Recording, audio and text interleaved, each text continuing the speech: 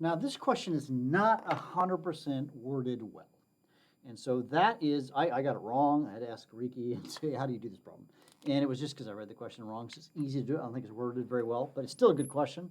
So let's think about, if you have a river that's traveling at a certain speed, in the case I've got, oops, hello, got it up too high.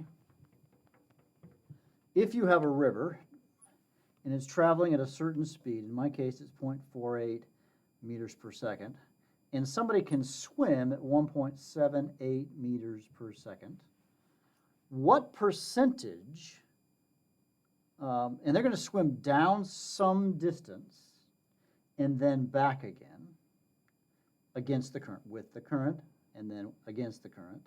And what would it be like if they swam there and back like in open water that was still? And you want to compare that. The hint that I would so encourage you to think about is make an assumption about the distance.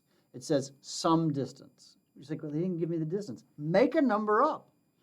For what it's worth, I chose 1,000 meters. So what I did is I said, how long will it take them to travel downstream 1,000 meters? Now, their speed is the addition of these two numbers. And you, of course, would use V equals d over t, and you're going to solve for the time. That's the time downstream from here to here. And then you're going to do the exact same thing for 1,000 meters for them to swim upstream. In this case, though, it'll be 1.78 minus 0.48, right? Because it's the, and then solve for the t. You'll take the two t's, so this is this will be downstream, which is with the current, and then upstream, and you'll do V equals d over t a second time. You're going to add these two numbers up. That's your t of the current, right?